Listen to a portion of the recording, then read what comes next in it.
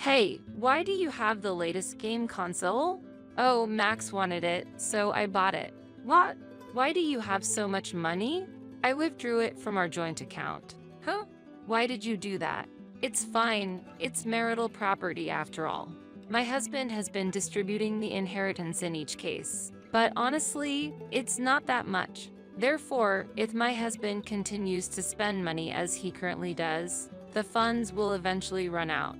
Since our son also intends to go to college in the future, tuition will be needed as well.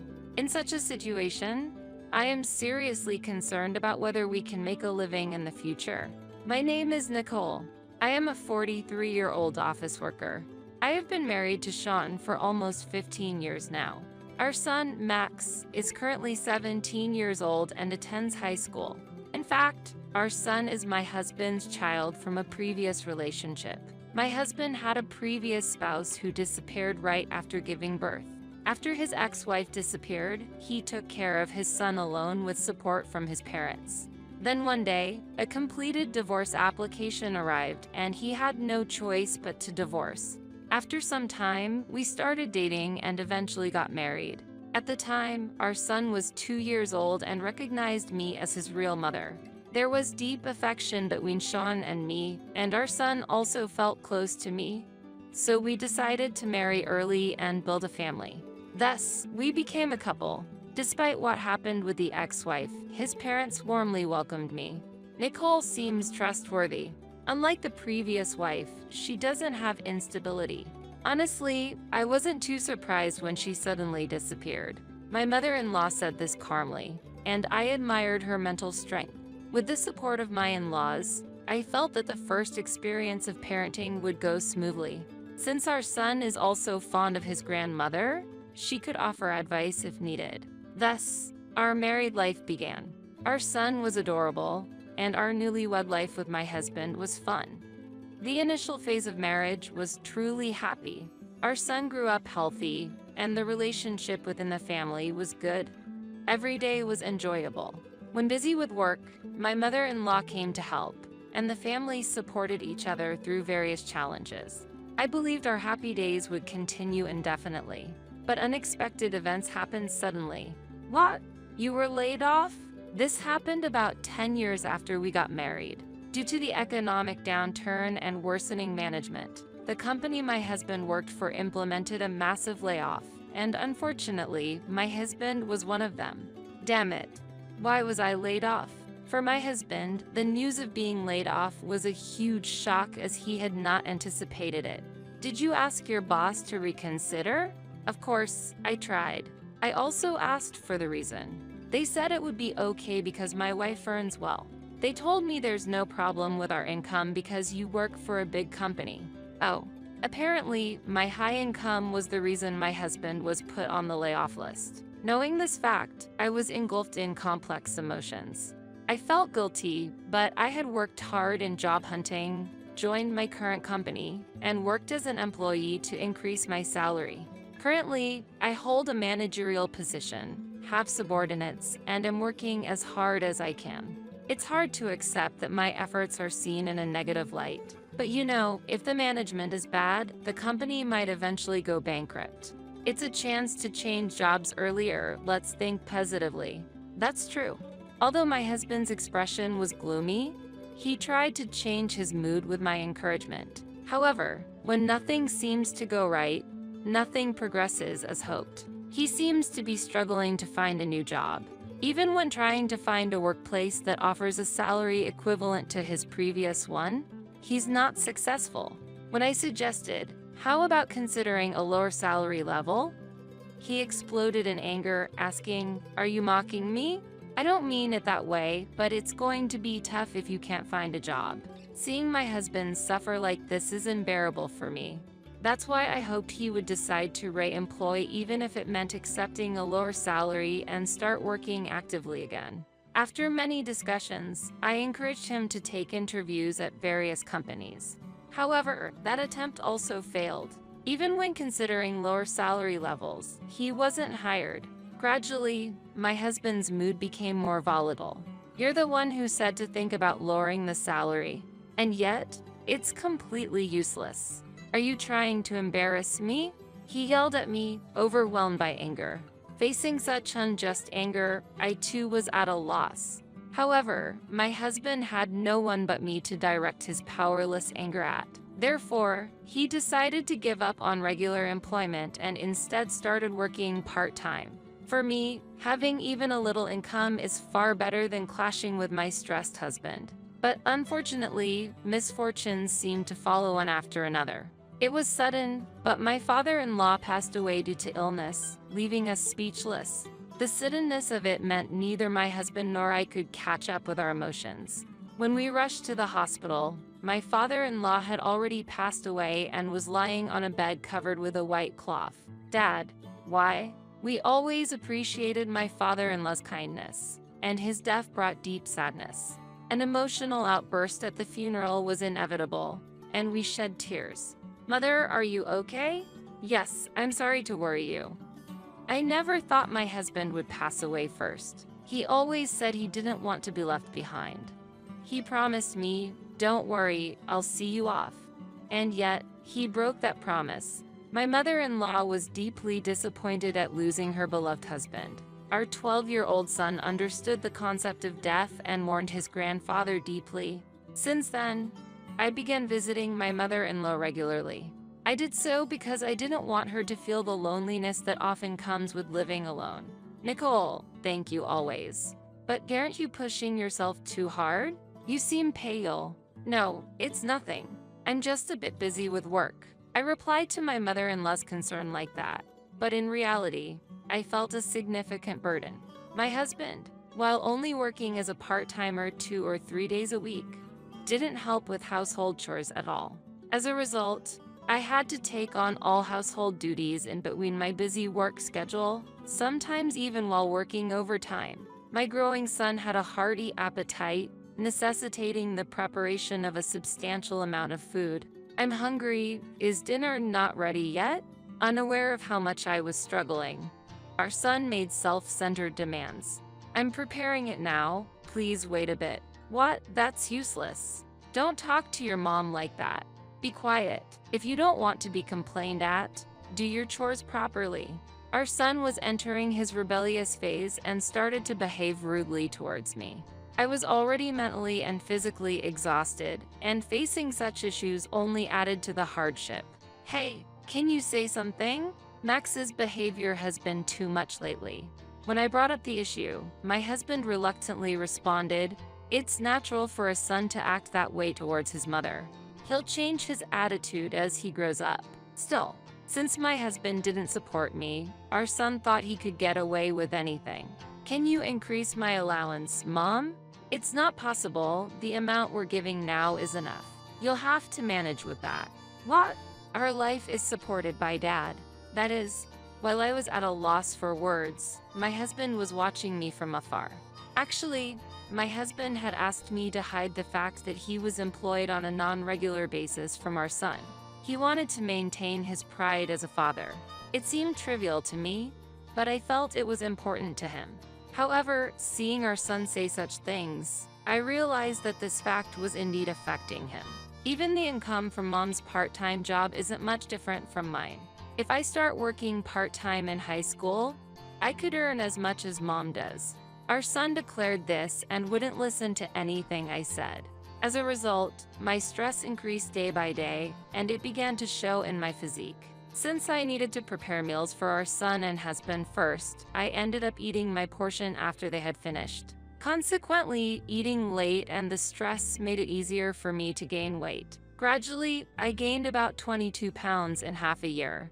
Although I wouldn't be considered obese, I had clearly become rounder. Our son and husband started to mock me, comparing me to a pig and laughing. "Mom, you clearly can't manage yourself. Don't come to the school open day. It's embarrassing." Our son, now in middle school, became even more disrespectful, and it seemed my husband was encouraging that attitude. "Hey, why did you buy a new game console?" "Max wanted it, so I bought it." "Wait, how did you afford that?" "I used our joint account." "Huh? Why would you do that without asking?" "It's fine. It's our shared funds. I'm just trying to maintain a good relationship with our son as a father." How does giving things build a good relationship? Quiet down. Enjoying games together is a form of interaction. Don't get mad over trivial things. If you're concerned, you should worry about your own figure. My husband snapped back with those words. After that, no matter what our son requested, my husband continued to provide it instantly. Our son stopped asking me for things and only asked my husband. My husband happily fulfilled our son's requests, giving him anything, but the money used came from our shared savings. There was a time when my husband contributed a bit to the savings, but the funds were depleting at a fast pace, and soon my contributions might also be exhausted. When our son entered high school, my husband started buying him expensive wallets and brand-name clothes, probably to maintain a facade for our son, providing valuable items so our son wouldn't realize that his father was a non-regular employee. However, my husband's contributions to our shared savings almost ceased, and in reality, I was covering all living expenses. My husband seemed indifferent to this fact, covering gifts for our son from the shared savings, while his allowance came from his part-time income. My husband seemed to be self-sufficient in managing money, showing no intention of contributing to the household. My father-in-law passed away a few years ago, and last year, my mother-in-law also left this world. Although their inheritance was divided, it wasn't much in reality. If my husband continues spending at this rate, our funds will eventually run out, sooner or later. Our son also wishes to go to college, which will require tuition fees. Facing such financial conditions, I felt a deep anxiety about how we would manage in the future. At that time, our son wanted an expensive watch for his birthday, costing several $1,000s. Clearly, a high school student doesn't need such an expensive item. Yet, my husband said, "That's great. Then, how about Dad buys one too and we both wear the same brand?" I couldn't stand it anymore and spoke out strongly. Look at reality. A high school student doesn't need such expensive items, and you need to start saving. We can't afford to make such purchases. When I got angry, my husband was shocked and became furious. "What did you say? You're just a wife. Don't get cocky." Our son agreed with my husband's opinion, saying, "That's right. You're just a pet pig." As our son began to mock me, my husband joined in, laughing. "You look just like an unsightly pig." "Hey Dad, what should we do with such a pig? She doesn't earn much anyway. Indeed, we should kick out a pig that brings in little income from the house." This is how my husband and son insulted me. I had reached my breaking point. Why should I endure such treatment? I decided to leave the house with my belongings. The rest is up to them. They won't manage well without me. As I was packing, my husband and son mocked me, saying, "Good riddance to the noisy one." I didn't argue back, just silently packed my things and left the house. For the night, I stayed at a hotel and withdrew my share of the money from the bank the next morning. It was the money I had contributed to our joint account over the years. A week later, I received an angry call from my husband. I was busy, but I didn't want it to affect my work, so I reluctantly answered. "Hey, why did you withdraw money from the account? Return the money, thief." My husband was screaming, but that money was all earned by me. "It seems you're mistaken, but the funds in the joint account are not solely yours. I have been contributing my earnings every month. I withdrew my share because I didn't want it to be spent without my consent. So, the remaining amount is equivalent to what you have contributed. If nothing is left, it means you have spent all of your savings. That is, Nicole, come back." Upon hearing those words, I ended the call. Then, I immediately blocked his number. They should learn the hard way what it's like without me. For a year, I didn't return home. During that time, my husband and son contacted me numerous times. Months passed, and it seemed that my husband's part-time income was not enough to sustain their lives. Realizing their dire situation, our son demanded the truth from my husband. Eventually, my husband confessed, and since then, they had been struggling to bring me back home. I rented an apartment close to my workplace and focused on my job. As a result, I was able to lead a significant project to success. A year passed quickly as I concentrated on my work, and feeling it was time to settle things with my husband and son, I agreed to meet them. It was the moment for a final decision regarding our past relationship. When we finally met, the condition of my husband and son was pitiful. They appeared before me in a deteriorated state, their clothes ragged, hair unkempt, and it was clear they were not leading a healthy lifestyle. Since the last time I saw them, they had lost a noticeable amount of weight in a state that couldn't be considered healthy. During this time, I managed to regain my health due to the change in my living situation, losing about 22 pounds in a year and returning to my slim figure. Without making significant changes to my diet, merely putting mental distance between myself and my husband and son greatly reduced my stress. Additionally, incorporating moderate exercise into my lifestyle contributed significantly to my weight loss. My husband earnestly pleaded for me to return, but his plea did not move my heart. "Please, come back." As he begged on his knees, I responded calmly. "Such worthless pleading? What could it possibly mean? It's useless to do such a thing. I came here today to formally request a divorce," I stated clearly. At that moment, it seemed as if the color drained from the faces of my husband and son. "Wait. If we get divorced, we'll truly be left with nowhere to go," my husband pleaded desperately. Our son also said, "Yeah, I've already sold all my branded stuff for lunch money. I can't stand this poverty any longer," appealing to the severity of our current situation. However, I had already made my decision and was ready to start a new life away from my husband and son. "I have no obligation to you. You ignored me and treated me like a servant. I'm fed up with both of you. I've decided to eliminate you from my life, so I'm cutting ties completely." Our son suddenly seemed to realize something and argued back. "Then, you should pay child support. If you're divorcing Dad, you should be the one to pay." My husband agreed with our son, intensifying their demand. "That's right. Since you're the one earning, you should pay child support. Then we can agree to the divorce." They seemed to think they had played a clever hand. However, my husband and son were overlooking a crucial fact. "Actually, I'm not obligated to pay you any child support." "What? Max, you're not biologically related to me." Our son looked surprised. "What do you mean?"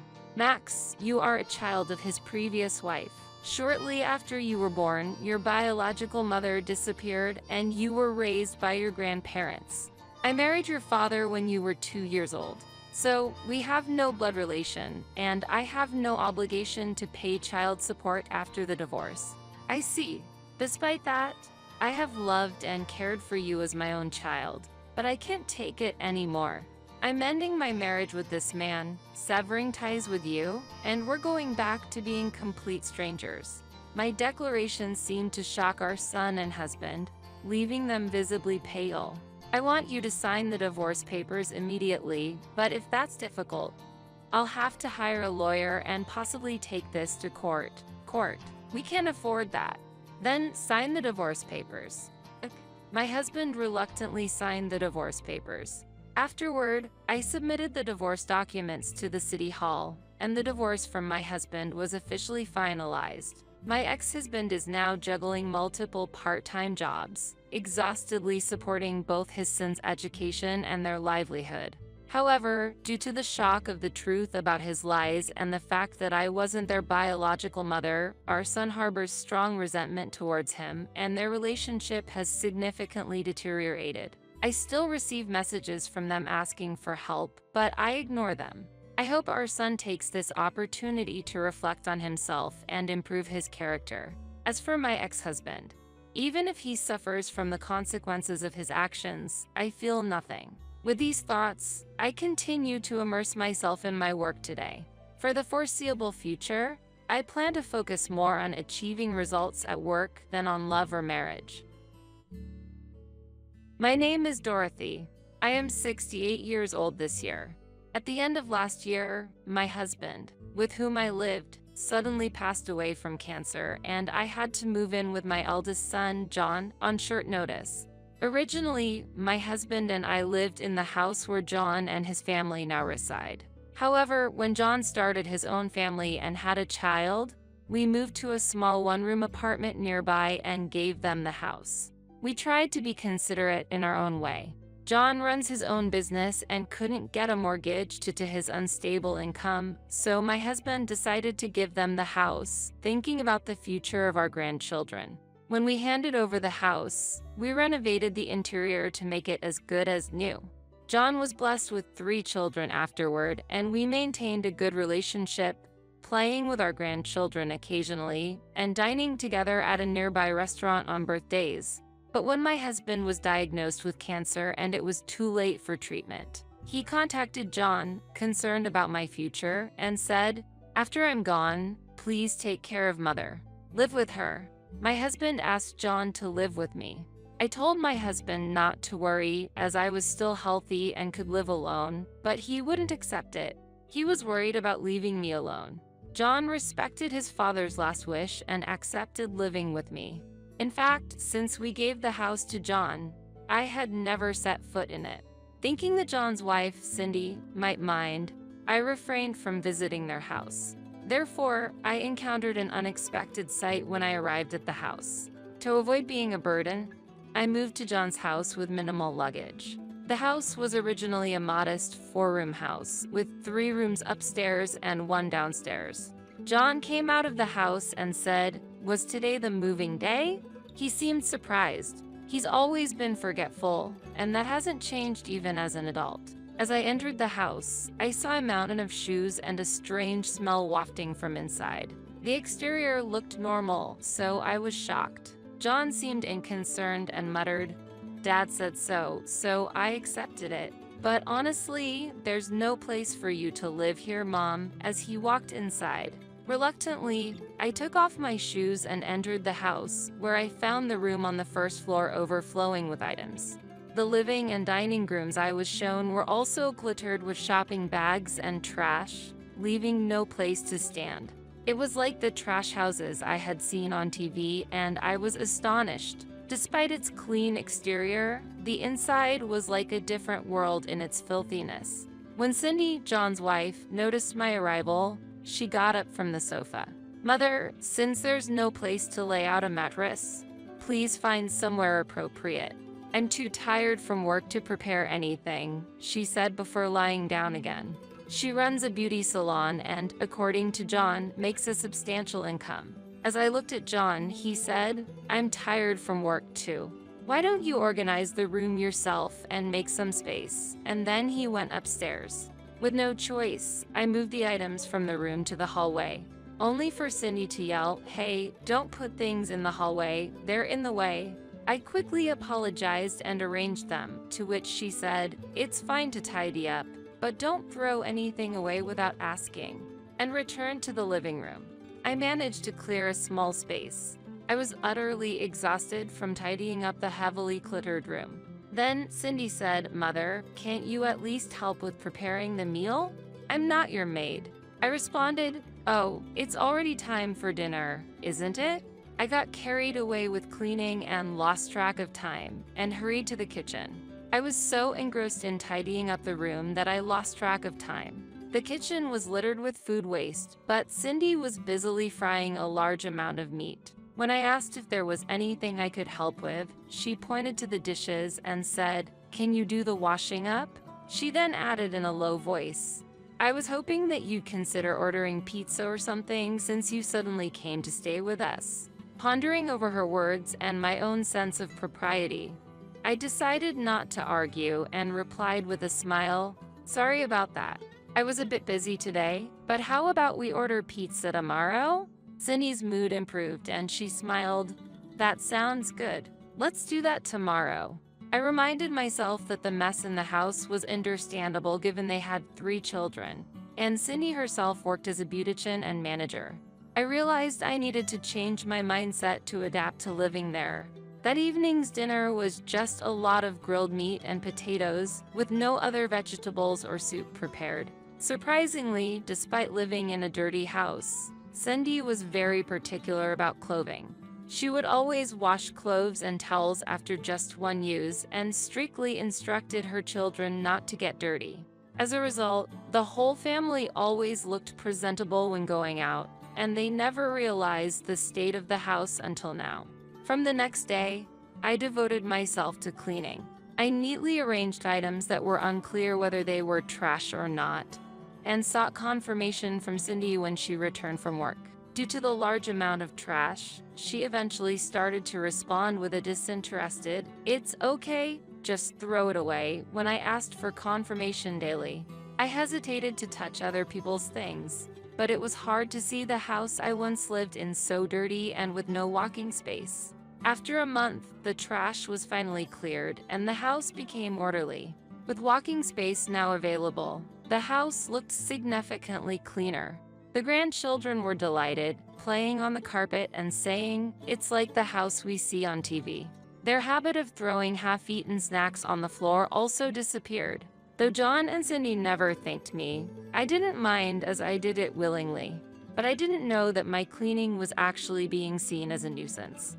Far from being grateful, Cindy felt offended by my actions, saying, "What's this, sarcasm? A mother-in-law's check." No one complained or asked for it. I accidentally overheard this during a late-night trip to the bathroom while John and Cindy were having a drink.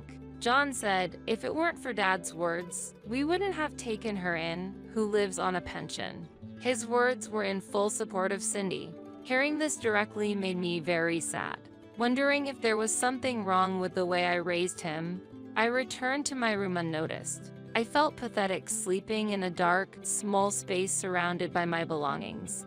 However, thinking of my grandchildren who grew up in an unclean environment, I convinced myself that my actions were right and fell asleep.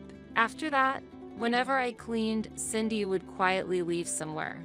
Unable to bear always having meat and potatoes for meals, I proposed to Cindy, "Would it be okay if I made a stew next time? Considering my age, I need vegetables." She hysterically placed the dishes down and coldly replied, "Do as you like, but arrange the ingredients yourself."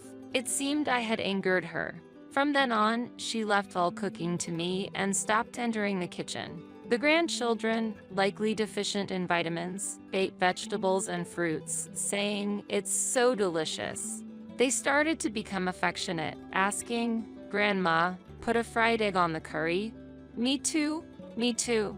One night, when Cindy was late due to a drinking party, the grandchildren came to my mattress and slept with me. Since then, even when their parents were home, they started sleeping with me. This probably irritated Cindy even more.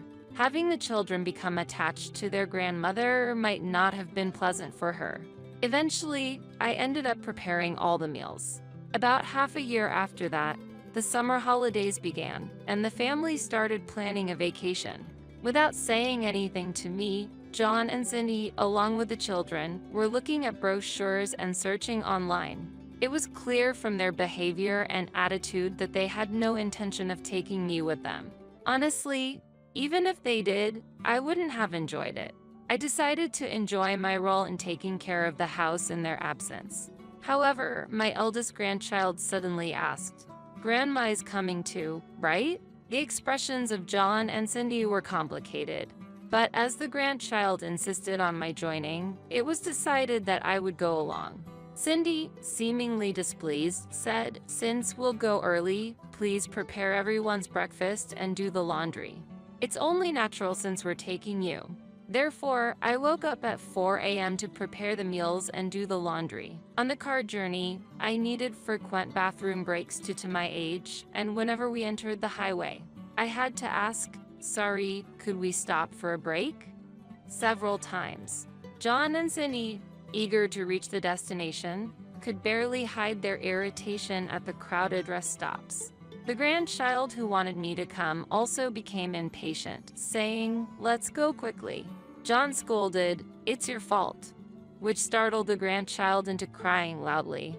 With the added traffic congestion, the mood in the car worsened, and Cindy kept complaining, "We spent so much money for this, and it's terrible." It was hard enough for me to get a break. Upon reaching the amusement park, I said, "I'll wait at the cafe while everyone enjoys themselves," and distanced myself.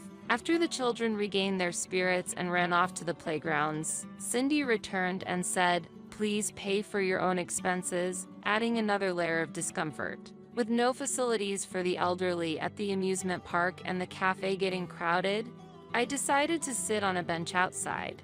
I had taken precautions against the sun, but the summer heat was intense, and the next thing I knew, I was in the amusement park's medical room. I overheard a doctor-like person scolding John and Cindy, saying, "How could you neglect an elderly person like this?" It seemed I had a mild heat stroke. The early morning lunch preparation, laundry, and long car ride seemed to have affected my poor health.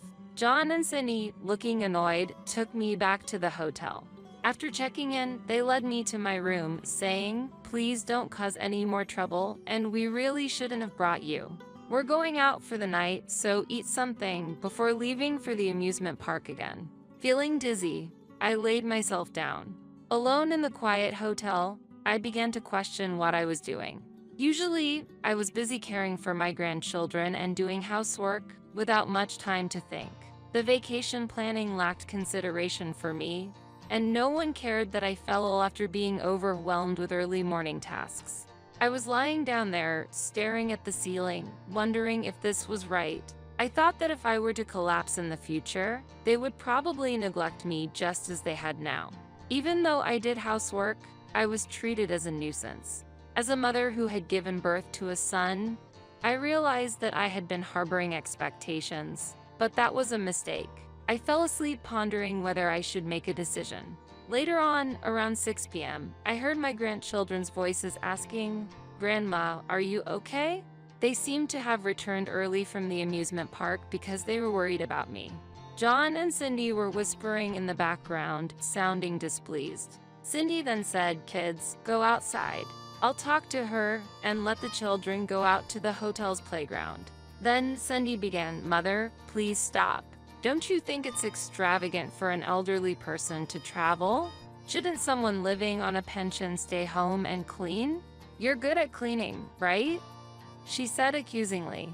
The trip was planned for 2 nights and 3 days, and we were supposed to go back to the amusement park the next day. The final day was scheduled for a trick art exhibition and a museum tour, which I thought I could participate in. However, when I asked, "Do I have to leave right now?" John replied irritably, "What else is there?" He vented, "What am I supposed to do now? The plans are ruined. Honestly, I only took you in because of Dad's will, but I can't stand the idea of you having fun for free." Those words solidified the vague decision I had in my mind. I realized I should sever ties with them. I stood up and said I understand, gathered my belongings, went to the front desk, and asked for a taxi. When my grandchildren noticed me, I thought of it as a final farewell and said, "Grandma isn't feeling well, so I'm going home early. You guys have fun," and patted their heads. They seemed to sense something was wrong but couldn't articulate it and just said, "Get well soon," with a smile. I got into the taxi, gave the driver my home address, and he expressed concern about the long-distance fare.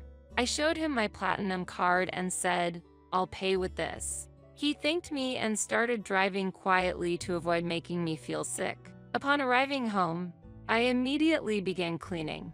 This time, the cleaning seemed to be quite extensive. The condominium I used to live in was up for rent, but fortunately, no tenant had been found yet, so I was able to return right away. The next day, I packed my things, left John and Cindy's house, and contacted a real estate agent. I said, "I want to let go of that house." After a week, John, apparently having trouble with the real estate agent who came for the appraisal, called me furiously. I visited their house and quietly said, "I've decided to end our relationship here. That's why I'm selling this house. It's essential to discard unnecessary things when cleaning, after all." John and Cindy looked puzzled. "This is Dad's house, right? It all became mine through inheritance." John argued. Cindy, in a fit of anger, said, "Exactly. This is my husband's property. What are you doing on your own?" Sighing, I asked, "You inherited it, but do you remember changing the house's title?" John replied, "I don't remember, but..." I thought it automatically became mine. That's not the case. This house is in my name. I explained, and they looked shocked. What do you mean? They asked. That's what I mean. Also, this marks the end of the financial aid to your company, I declared. Financial aid? Was I getting loans from you, Mom? John was astonished. I knew about John's forgetfulness, but I didn't expect it to be this severe. Have you forgotten? We deposited funds into your account every month for your business. We had a contract for that, I explained. John turned pale. I thought that money was earned by Cindy, he said, looking dumbfounded. Cindy also looked shocked, confronting John. You thought that money was earned by me? I thought it was yours. Initially, when John was struggling for funds in his early marriage, I decided to invest in his business for the sake of my grandchildren.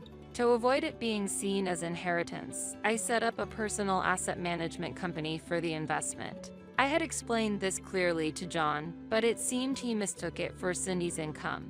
Our company's name coincidentally resembled that of Cindy's beauty salon, causing the confusion. Suddenly, John asked, "Wait a minute. You mean the investments continued even after Dad passed away? Isn't that Dad's company?" "I am the president of that company," I said. He looked at me as if he couldn't believe it. Cindy, too, was agape with astonishment. For the sake of your father's honor, I kept silent, but actually, that asset was mine. My parents were wealthy, I revealed calmly. We had married against my parents' wishes, almost like eloping. John had never met my grandparents, but as time passed, we reconciled. When they passed away, I inherited their assets. This was a distinct property, not part of the communal assets with my husband, but my personal property. Wait, so Dad didn't own it? John asked, stunned. Right, as I've said multiple times, Dad didn't leave much inheritance. I explained. It might have been natural for John and Cindy to assume it was his dad's inheritance from a general perspective. However, their belief that they received the inheritance without any formalities showed a lack of thought on John's part as a son. Originally, John started his own business because he was fired from every company he worked at. Nobody understands my talent, he would rant. We were puzzled about how to support him. Not wanting him to squander the inheritance on frivolities, we provided him with capital and loans. John, misunderstanding it as Cindy's income, had exhausted it on living expenses and business funds. Cindy's beauty salon wasn't doing well either, and her income was minimal. Yet, she seemed to be relying on John's supposed income. I thought I would inherit this house. I just followed Dad's instructions. John expressed his anger. Wait, this house isn't in your name? I thought it was already bought because it was renovated. Cindy was furious. Disappointed by their attitudes, I said, from now on, manage your affairs by yourselves, and prepared to leave. At that moment, Cindy grabbed my shoulder tightly and said with a mix of anger and anxiety, "Wait a minute. Don't you care about your cute grandchildren? What about us? Using grandchildren as a threat? How low can you go?" I firmly said, "You can't choose your parents. Maybe there were problems with the way I raised you, but I'm done coddling. That's best for the grandchildren too," and I left the scene. Behind me, I could hear John and Cindy raising their voices. John said, "It's your fault." And Cindy retorted, "What are you talking about? You're to blame too." Eventually, the house was sold and John's business failed due to a lack of funds, leading to their divorce. They gave up custody, and I ended up taking care of the grandchildren. John and Cindy then became incommunicado, and I have no idea where they are or what they're doing now. Under my guidance, the grandchildren learned valuable household skills. The eldest learned to cook, the middle child mastered cleaning, and the youngest got good at organizing. They are learning the importance of handling their affairs themselves. Now, they collaborate and complete the housework without my intervention. They will live their lives, learning from their parents' failures. I am happy that I could teach my grandchildren important values. Balancing their studies and housework, they also take care of me, and we are living peaceful days now.